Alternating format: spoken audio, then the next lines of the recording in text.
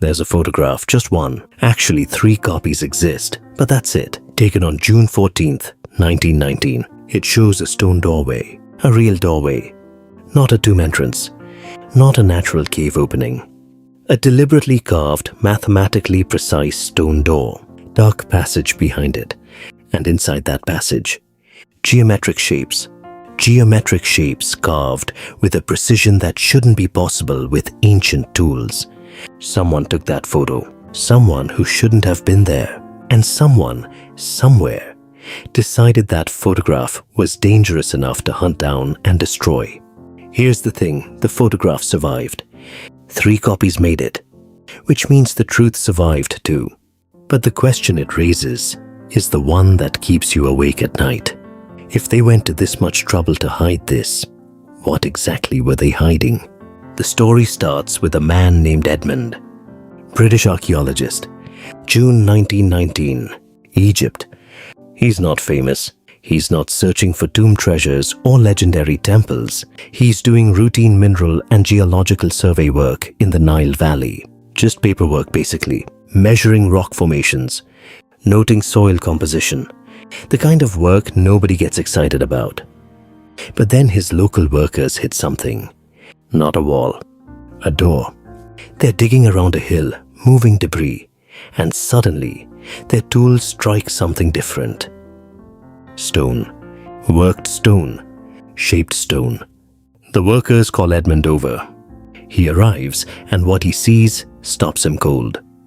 It's a doorway carved from a single piece of rock. One piece, not stacked stones fitted together. One solid block, carved and fitted so precisely into the surrounding architecture that you couldn't slip a knife blade between the edges. Edmund knows what he's looking at. This isn't accidental. This isn't natural geology. This is engineering. Advanced engineering. The precision suggests mathematical knowledge. The fit suggests tools far more advanced than copper or bronze.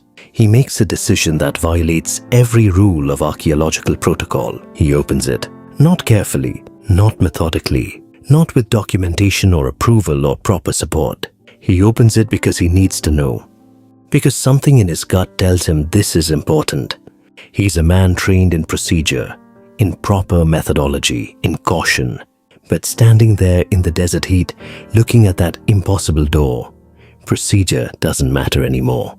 Only knowledge matters. The door opens. What he documents in those first hours becomes a nightmare for people in very high places. His field notes, the ones that survived, describe a chamber approximately 40 feet in length. The walls aren't rough. They're smooth, finished. The walls show geometric patterns, deliberate patterns, mathematical patterns. Oh, but here's what makes his hands shake as he writes. Those walls show astronomical maps, constellations mapped out with accuracy, constellations positioned exactly as they would have appeared in the night sky thousands of years before Egypt was supposed to have that kind of knowledge. Edmund understands what he's looking at. This represents knowledge, advanced knowledge, knowledge of geometry, mathematics, astronomy, knowledge that shouldn't exist in the ancient world according to every textbook, every museum, every official understanding of history. He draws diagrams, takes measurements, records angles, documents everything with the precision of a trained scientist. He takes photographs, just a few, with basic equipment, but enough to prove what he's found. Then around noon, someone arrives. Not other archaeologists, military personnel in a convoy, multiple vehicles, armed. They arrive at the site and immediately begin securing it. Everyone is removed except Edmund and a few government officials. No explanation, no questions allowed. Edmund watches as military photographers set up equipment, professional equipment. These aren't amateur photographs. These are documentation grade. Whatever is in that chamber, whatever Edmund has found, whatever implications it carries, it's important enough for the military to document it officially. But here's the control mechanism. Their photographs will remain classified. Their findings will never be public. Their documentation will be locked away. By evening, the decision has been made. The chamber is sealed. Not closed, Not protected, sealed. Workers arrive with rubble. They cover it completely. Within 6 hours of Edmund opening that door, it's as if the chamber never existed. The location is marked as archaeologically uninteresting, removed from maps, classified as a natural rock formation of no historical significance. And Edmund, he receives a visit. The details aren't documented, but what comes after tells the story. Edmund publishes one paper about his Egyptian discoveries. One paper, nothing about this chamber. His field notes have missing pages, critical pages, just gone. His photographs, nowhere. Only those 3 copies he made in secret. Those he managed to pass to colleagues before the pressure came. He never speaks about it again, never mentions it, never returns to the site. He accepts what happened and moves forward with his career. He makes the choice that most people would make. The choice that keeps you alive. The choice that lets you sleep at night. But here's where it becomes terrifying. He wasn't alone. Over the next 50 years, it happens again and again. Different archaeologists, different locations, same pattern, chamber discovered. Brief documentation, military or government intervention, chamber sealed, official denial, erase from records. The pattern is unmistakable once you start looking. In 1934, a French archaeologist discovers geometric structures in stone that suggest mathematical knowledge. He publishes his findings. The paper creates controversy. Then he publishes a retraction, claims his conclusions were premature. His methodology was flawed. He moves to a prestigious institution in Paris. The original data vanishes.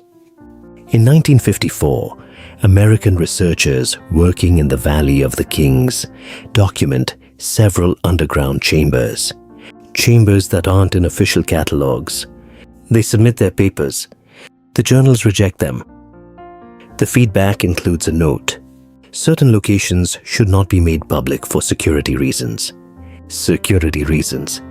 In archaeology, in a research context, the implication is clear. By the 1970s, archaeologists paying attention start connecting dots.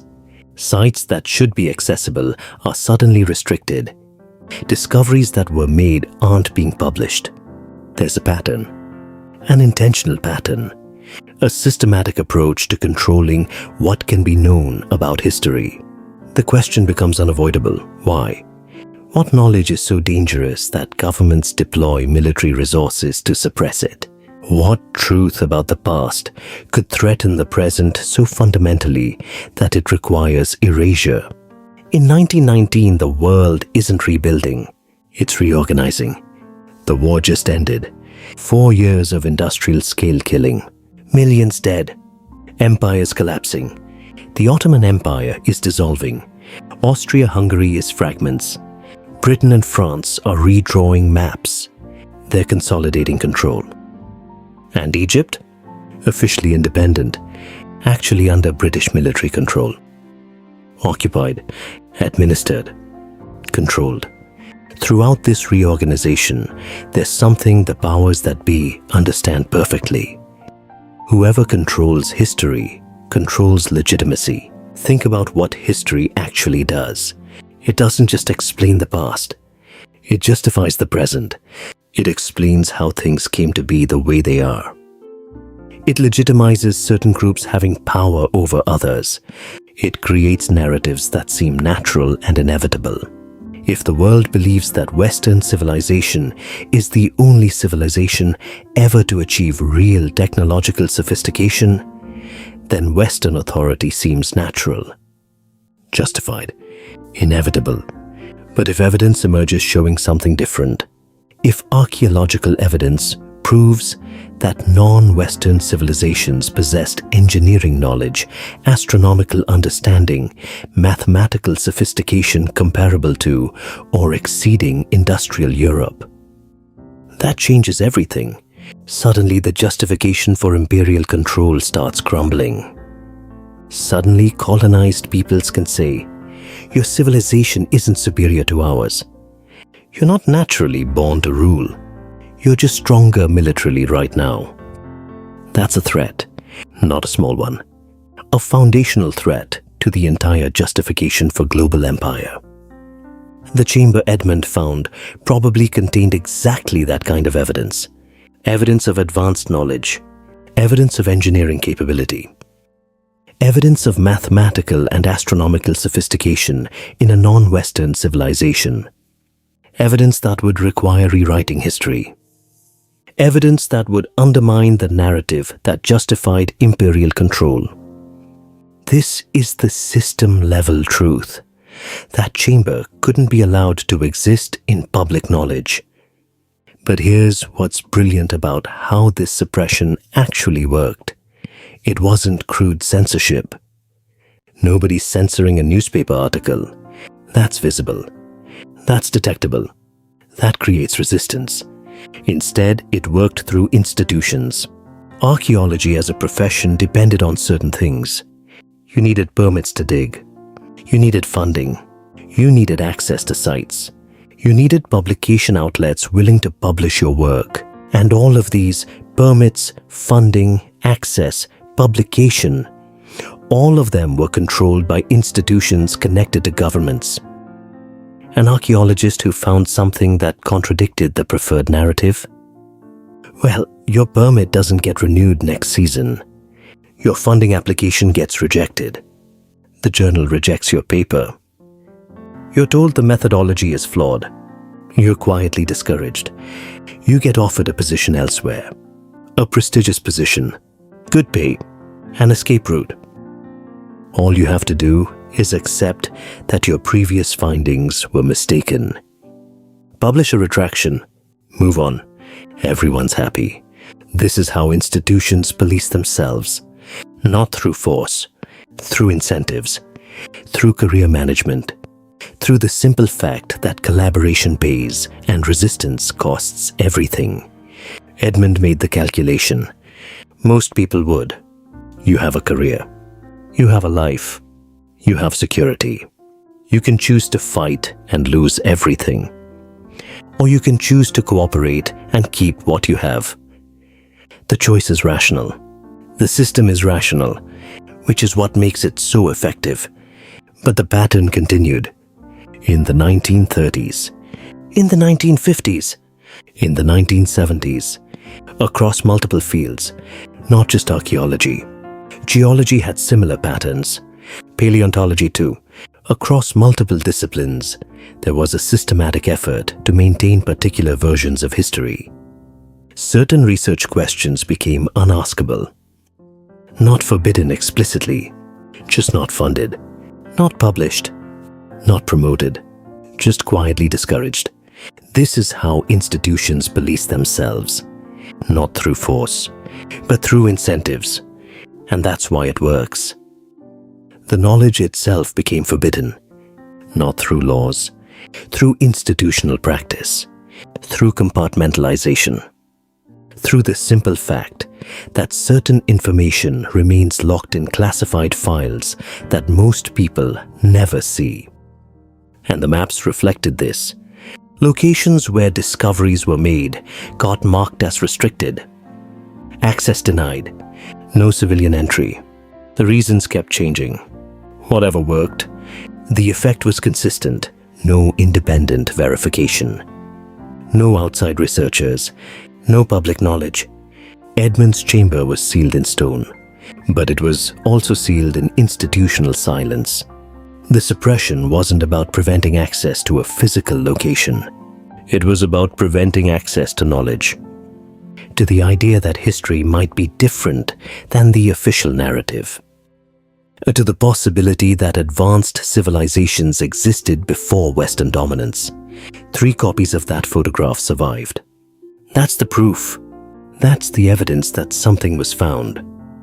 Something was discovered. Something was deemed important enough to hide.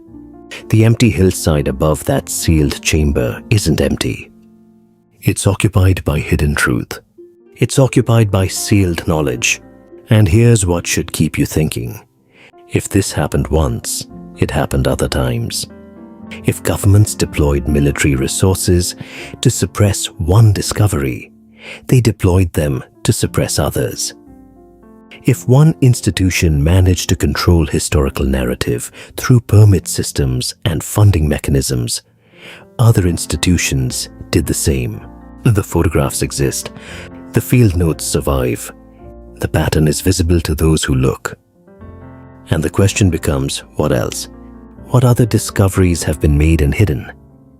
What other chambers exist sealed beneath supposedly empty land? How much of the history we trust has been shaped by institutional pressure rather than evidence? And who decided we shouldn't know? The photograph proves it happened. The sealed chamber proves knowledge can be suppressed.